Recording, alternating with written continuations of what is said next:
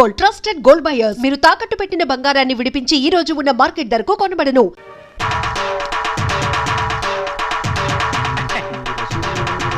దండాలు బాబు. వీరబాబుడు, ఏమిటి శ్మశానాన్ని ఒంటరిగా వదిలేసి ఎలా వచ్చావు? ప్రథమ శవాల గంపు నువ్వును. ఈ లోపుగా ఏ రాజకీయ నాయకుడు ఆ శ్మశానాన్ని ఆక్రమించుకుని ఏ 5 స్టార్ హోటల్ కట్టేస్తే రేపొద్దున నా శవాన్ని మా రాముడి శవాన్ని ఎక్కడ పూడ్చాలరా? పోదురు బాబు బడాయి. నా మేడుంటే ఆడి శ్మశానమే. అంటే ఇప్పుడు ఇది శ్మశానం, మేమంతా శవాలమునా? అయ్యి బాబాయ్, అసలు నీకు ఇక్కడ ఏం పనిరా? ఏట్నేది బాబు, మొన్న మొగసేవాన్ని పూడ్చిపెట్టినాం, దాన్ని బయటికి పీకాలి. ఎవరు? నేనా? అబ్బా మీరు కాదండి. ఆ పర్మిషన్ ఏదో మీరు ఇప్పిస్తే నానే పీకేస్తాను. అసలైనా శవంతో నీకేంటిరా పని? ఏదైనా పర్సనల్ గా మాట్లాడాలా? ఎలా కోలాలో అడగండి బాబు. ఆ శవాన్ని గురించి పోలీసులకి ఏదో అనుమానం వచ్చిందంట. అది మర్డర్ కేసో మామూలు సావో తెలుసుకోవాలి. ఎవరు? నువ్వా? పోలీసులా? పోలీసులండి. మరి నీకెందుకురా టెన్షన్? వీరబాహు బాబు, ఇంకాసేపు నువ్వు ఇక్కడే ఉన్నావంటే నీ శవాన్ని మేమతో శ్మశానాన్ని మోసుకెళ్ళాలి. వెళ్ళి కమిషనర్ కలుసుకోవాలా? అట్టాగే బాబు. సమయానికి మంచి సలహా ఇచ్చి ఈయన బారి నుండి నన్ను సావకుండా కాపాడారు. కొత్త బాబు. ఏడ్చావు. ప్రథమ కాటి కాపరి కామెడీ నువ్వును. ఒరే రావుడు, మనిద్దరం 3:00 బయటికి వెళ్ళాలి. కమిషనర్ దగ్గర పర్మిషన్ తీసుకో. ఎందుకురా? నాకంటూ పెద్ద దిక్కు ఉండి ఏడ్చింది నువ్వే కాబట్టి. సరిగ్గా చెప్పాడు బాయ్. అది కాదురా, సాయంత్రం 4:00కి మా అమ్మాయిని చూసిపోవడానికి మగ పెళ్లి వాళ్ళు వస్తున్నారు. అందుకు. Is it? Very good. తప్పకుండా వస్తాను. పని కానీ. వీడు రామచంద్రరావు అని నాకు మంచి ఫ్రెండ్. నేను రాముడు అంటాను. అమ్మడు మౌనిక, అమ్మాయిని తీసుకురామ్మా. రాముడు, రావుకాలం అయిపోయింది. వెళ్ళిపోయి అరగంట అయిందిరా. అడుగు కూర్చోబెట్టు. తీసుకో తీసుకో. చూడండి, మా అమ్మాయి అందంగా లేదని ఏ వెధవా అనడు. తమరేమంటారో నాకు తెలియదు. అమ్మాయికి ఏమండి చక్రవడ్డీలా ఉంది. ఏమయ్యా పెళ్లి కొరక, చూడటం అయిందా? ఇప్పుడే బాగా చూడు. రేపొద్దున కన్నొంకరా కాలొంకరా అంటే నేను ఊరుకోను. అచ్చం సినిమా హీరోయిన్లా ఉందండి. బాబాయ్, అమ్మాయి వాళ్ళకి నచ్చింది. మరి కట్నాలు కానుకల విషయాలు కూడా మాట్లాడు. కట్నమా కాకరకాయ? కట్నం పేరెత్తితే చెప్పు కొడతా. ఏ ఎవరా? ఏమిటి చెప్పా? కట్నం అయితే చచ్చిన ఇవ్వను. చూడండి మాస్టారు, నాకు 2 పిల్లలు, ఒక ఆడ ఒక మగ. ఈ అడుగు తక్కువ వెధవలా కాకుండా ఆడని మగని సమానంగా చూసే అభ్యుదయ భావాలున్న వెధవని నేను. మరో విషయం, నాకున్న ఆస్తిని 3 భాగాలు చేశాను. అందులో ఒకటి నాకు, ఒకటి మా అమ్మాయికి, 3వది మా అబ్బాయికి. ఇంకో షరతు, నాకు ముసల్తనం వచ్చిన తర్వాత 6 నెలల పాటు మా అమ్మాయి దగ్గర, 6 నెలల పాటు మా అబ్బాయి దగ్గర ఉంటాను. ఇవన్నీ మీరు బాగా ఆలోచించుకోండి. అంతా బాగానే ఉంది, ఆ చివరిదే బాలేదు. మొదలు పెడితే బాగానే ఉంటుంది. ఏం బాగుండదు బాబాయ్. అర్థం లేని మాటలు మాట్లాడి సమాధానం చెడగొట్టుకోకు. శుభ్రంగా అబ్బాయి కాళ్ళు కడిగి కన్యాదానం చెయ్యి. నువ్వు నోరుమోయ్. వీళ్ళ దరిద్రపు కాళ్ళు కడగాల్సిన దరిద్రం నాకు పట్టలేదు. నీకంత సరదాగా ఉంటే ఆ కట్నాలు కానుకలేవో వాళ్ళ మహారం కొట్టి ఆ దరిద్రపు కాళ్ళు నువ్వే కడుక్కో. నాకు అవసరం లేదు. అది కాదురా. ఇంకేం మాట్లాడద్దు. ఎవరు బయలుదేరచ్చు. ఇంత జరిగాక ఇంకా ఉంటావా? పదవే. క్షమించండి, ఒక్క నిమిషం ఆగండి. మీరేమనుకోకపోతే తమరు ఒక్కసారి మా ఇంటికి వచ్చి మా పెద్దమ్మాయిని చూడండి. వీడి కూతురు కంటే అంతగత్తే, బాగా చదువుకుంది. పైగా దాన్ని చేసుకున్నవాడు సినిమా యాక్టర్ అవుతాడని కోయవాడు జోషి కూడా చెప్పాడు. మీరు అనుకున్నట్టు కాకపోయినా కొద్దో గొప్ప కట్నం కూడా ఇచ్చుకోగలను. రేపు తిథి కూడా చాలా బాగుంది. తప్పకుండా రేపే వచ్చి చూడండి. సరే, అలాగే వస్తాం. అమ్మాయికి సంగీతం అంటే చాలా ఇంట్రెస్ట్ అండి. కానీ అమ్మాయి పాట పాడితే భర్తకు గండం అన్నారు. అందువల్ల సంగీతం మార్పించేశాను. భోజనం కూడా సరిగ్గా చేయదు. పగటి పూట 2 ముద్దలు, రాత్రి పూట 1 ముద్ద. తనలో పూలు కూడా పెట్టుకోదు. పెట్టుకుంటే తనలో పోస్తుంటా. చూసారా, ఖర్చే లేదు. ఏమిటో ఈ కాల పాడపిల్లలు. అది ఆడపిల్లని అలా పెంచాలండి. మరి మిగతా విషయాలు అన్నయ్య గారు కాస్త ఆలోచించి అడిగితే బాగుంటుందేమో. మౌని, అక్కడ లోపల తీసుకెళ్ళు. చూడండి బాబు గారు, మగబిడ్డ అన్న తర్వాత ఎంతైనా అడగచ్చు. రేపు మా వారికి అడగను. పెద్దవది డబ్బుదే ఉందండి. అసలు మీలాంటి పెద్ద మనుషులకి డబ్బులు కక్కుర్తిపడే మనసత్వం అస్సలు ఉండదు. ఏదో లాంఛనప్రాయంగా 10,000 అనుకుందాం. మా గేదె ఖరీదే 10,000 అండి.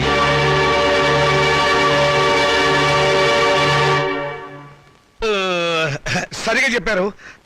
ఇంకొక 5,000 మొన్న మా వంటోడికి ఇచ్చారు.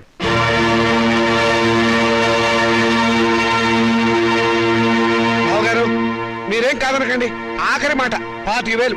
మా అమ్మాయికి మొదటి కాన్పు మగబిడ్డ పుట్టారనుకోండి, తాతగారు బహుమతిగా ఇంకో 5,000 ఇస్తా. ఓకే, ఒప్పేసుకోండి. సంతలో పశువులా ఈ బేరాలేమిటి? మౌనిక మౌనిక, నువ్వు ఊరుకోవే. దొరక్క నాకు మొగుడు దొరికాడు. నీ కర్మ. సర్లేండి, త్వరలో ముహూర్తాలు పెట్టించండి. వస్తాను. థ్యాంక్ యూ బాబు గారు.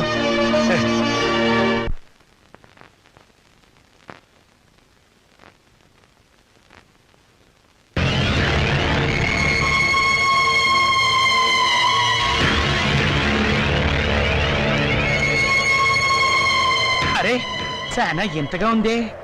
శవాన్ని పాతి పెట్టి వారం రోజులైనా శవం ఇంకా కుళ్ళిపోలేదు. బెంగళూరు వంకాయలా నిగనిగలాడిపోతున్నా. శవం గ్లామర్ గా ఉందో లేదో చూడవలసింది నేను.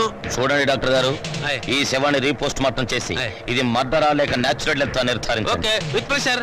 ఆగండి బాబు, మా మున్సిపల్ చైర్మన్ గారికి పోస్ట్ మార్టం చూడాలని చాలా కోరిక. ఆయన వచ్చేదాకా మీరు ఏంటి ఆగాల్సిందే. ఆగేది? ఆయన వచ్చి చూడటానికి ఇది మైకేల్ జాక్సన్ ప్రోగ్రామా? మా మేజిస్ట్రేట్ గారు వచ్చే లోపల పోస్ట్ మార్టం స్టార్ట్ అవ్వాలి. డాక్టర్ గారు మీరు కానివ్వండి. With pressure. ఆగండి డాక్టర్ బాబు, చెప్పేది మీకు కాదా? మా చైర్మన్ గారంటే మీకు నెక్కనే. ఏంట్రా కాటి కాపరవేత్వ, నువ్వు ఈ శ్మశానానికి ఎమ్మెల్యే అయినట్టు ఫీల్ అవుతున్నావు? మేజిస్ట్రేట్ గారు అంటే భయం లేదా? ఎవరైతే మాకేంటి ఏయ్, మాతో పెట్టుకోకో. టాప్లు వేసిపోద్ది. Don't talk. పోలీసుల మజాక. డాక్టర్ గారు మీరు కానివ్వండి. ఇది ప్రశాంతమైన శ్మశానం అనుకున్నారా? మంచి చెడ్డ లేకుండా కొట్టుకు చస్తున్నారు. Thank you sir. పెద్ద బాడీ లేకపోయినా పెద్ద మనిషిగా కరెక్ట్ చెప్పారు.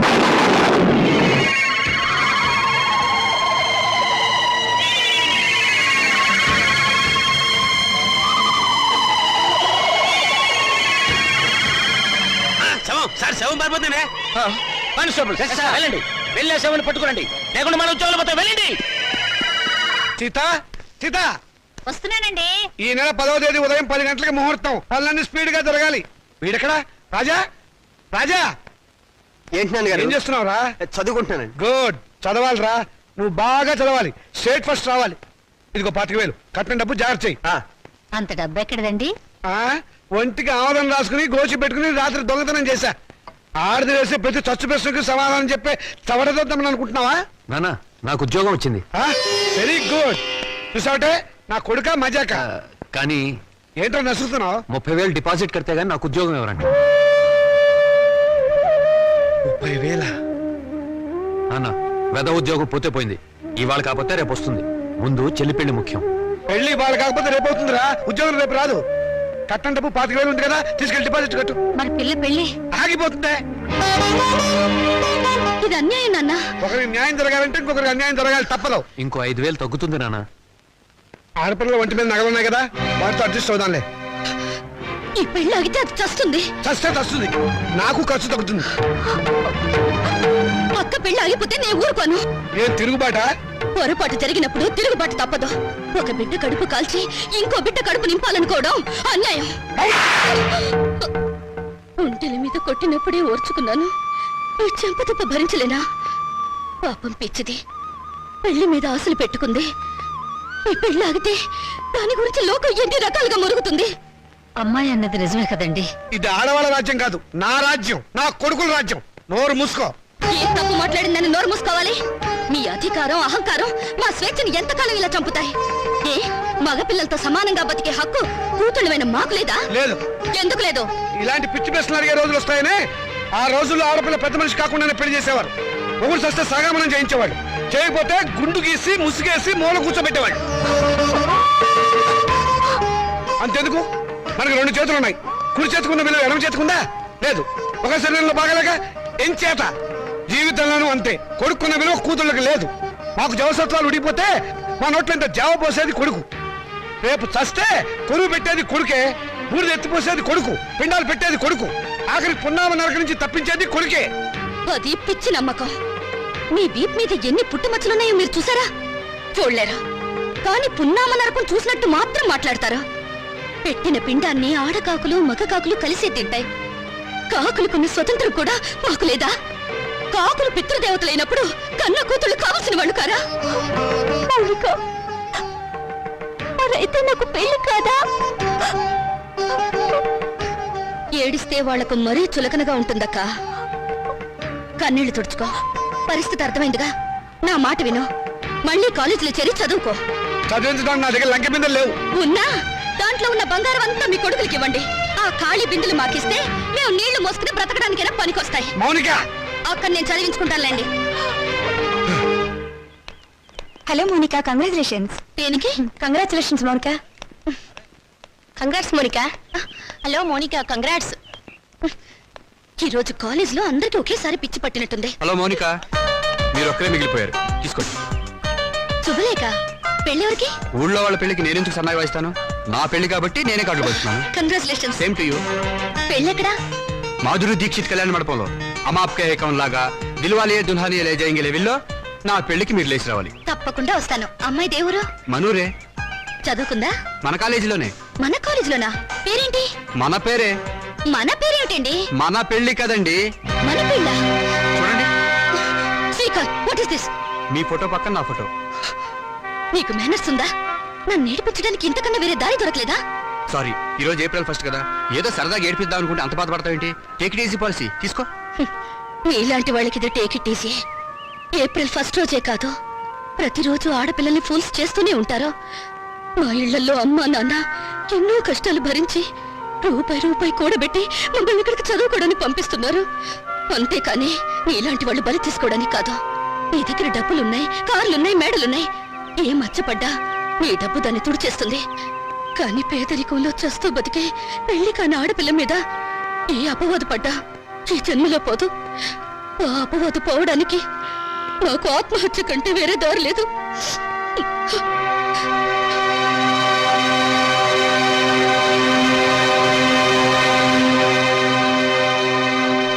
యూపీలో ఘోర రైలు ప్రమాదం, 300 మంది దుర్మరణం. పాపం గవర్నమెంట్ వాళ్ళు ఈ ప్రమాదాలను ఎలా నివారిస్తారో ఏమిటో. నాన్నగారు, ఆ రైలు ప్రమాదాలు రోజు ఉన్నవే గాని ఆ 3వ పేజీలో వివాహ వేదిక ఉంటుంది చూడండి. ఎవరినైనా వరుణ్ణి చూసి నన్ను కట్టపెట్టేస్తే ఒక పని అయిపోతుంది. ఇంత పెళ్లి పిచ్చబట్టింది ఏమిటో నీకు? రోజు రోజుకి తెగ పెరిగిపోతుంది. పని చూసుకో. నమస్కారం అండి. రా బాబు, రా రా రా. మీ కరెంటు బిల్లు కట్టేశానండి. థ్యాంక్ యూ బాబు. మీ ఆరోగ్యం ఎలా ఉంది? ఏం ఆరోగ్యంలే బాబు, ఆయనకు మోకాళ్ళ నొప్పులు, నడవలేకపోతున్నారు. మోకాలు నొప్పులా? మరి చెప్పరే, నా దగ్గర ఒక అద్భుతమైన తైలం ఉంది, ఇది వాడండి. ఏమయ్యా చంద్రం, ఆకలి కాకుండా ఉంటాను, నీ దగ్గర ఏదైనా మందు ఉందా? లేదండి. ఈ దేశం బాగుపడదు.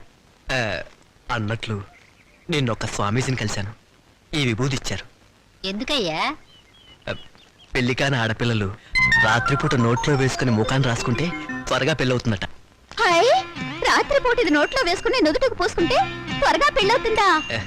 అంటే పగలు పోసుకుంటే ఇంకా త్వరగా అయిపోతుందన్నమాట. అయినా ఇంత కొంచెం తినడానికి ఏం సరిపోతుంది? వెళ్ళి తొందరగా 2 బస్తాలు తీసుకురా. అమ్మయ్యా, అలాగేనండి. ఈ దెబ్బతో నా వస్తానండి. పెళ్లి ఖాయం. నమస్కారం. మంచిది బాబు. ఈ కుర్రాడు ఎంత బుద్ధిమంతుడోనండి. మన పిల్లల కంటేనా? లోకంలో అందరికంటే మన పిల్లలే బుద్ధిమంతులు, అందగాళ్ళని మీ ఉద్దేశం. ఏమిటే గొణుగుతున్నావు? కాకి పిల్ల కాకి ముద్దని. కూర్చోండి. ఈయన మా నాన్నగారండి, నేను టెంకే గారండి, పెద్ద కోటీశ్వరుడు. నమస్కారం అండి. నమస్తే నమస్తే. మై గాడ్, మీ ఇంట్లో ఏసీ లేదా? ఉండేదండి, మావిడికి ఉబ్బసం, అందుకని తీయించేశాను. పైన ఫ్యాన్ ఉంది. గోచులు పెట్టుకుని తిరిగే దేశంలోకి సూట్ వేసుకొచ్చానే, తప్పు నాది. Coffee, cool drinks, Horlicks, thanks, no thanks, no mention. వారం క్రితం మా అమ్మాయి జయ నేను అమెరికాలో ఉంటేను ఫోన్ చేసింది. ఐసీ. ఇందులో ఆశ్చర్యపోవడానికి ఏముంది? మా అమ్మాయి నాకు రోజుకు 2 సార్లు ఫోన్ చేస్తుంది. ఆ రోజు ఫోన్ చేసి మీ అబ్బాయిని ప్రేమిస్తున్నానని చెప్పింది.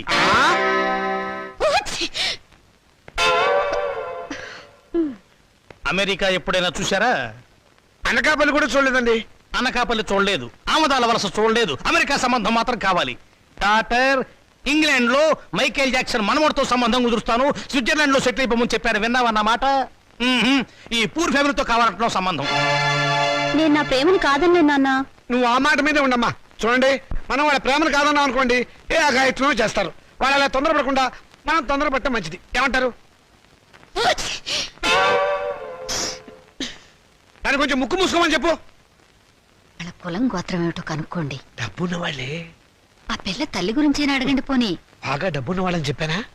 సిస్టర్ ఏమిటి అంటుంది? ఆహా, ఏం లేదు. మా పిల్లవాడికి రష్యా నుంచి 2 లక్షలు ఇస్తామని వచ్చారు. ఆ విషయమే ఊరికే గొణుగుతోంది. మీ అమ్మాయి మొత్తం ఎన్నిసార్లు తుమ్మింది? 2 సార్లు అండి. 2 సార్లు తుమ్ముకు 2 లక్షలు, 2 రోజులు 4 లక్షలు. ఓకే, లెక్క తప్పు చెప్పాను. 5 సార్లు తుమ్మింది. It's all right. నా వైపు నుంచి ఇంకొక తుమ్మేసుకోండి. మొత్తం 6 తుమ్ములు, 6 రోజులు 12 లక్షలు. మాదేం పోయిందండి, ఓ గోతం దులిపేస్తాం, ఏరుకోండి.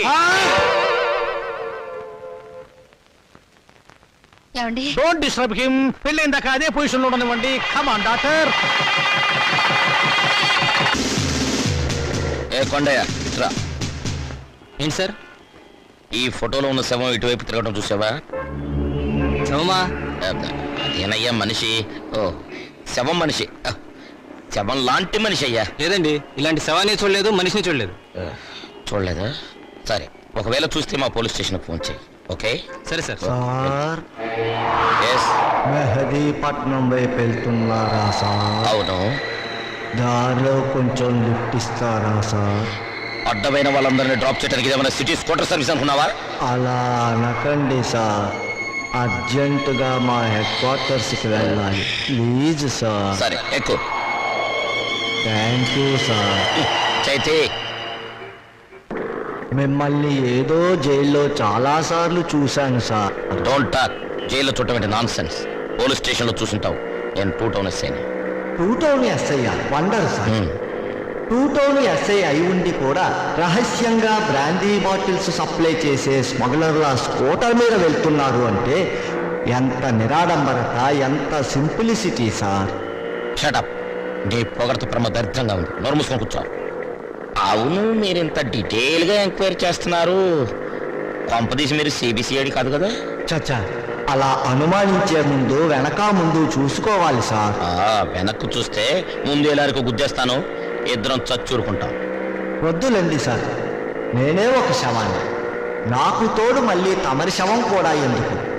మా హెడ్ క్వార్టర్స్ వచ్చింది, కొంచెం ఆపండి సార్. అలాగే. ఇక్కడ ఏంటయ్యా శ్మశానం దగ్గర ఇది మీ హెడ్ క్వార్టర్సా? మరదే ఆ,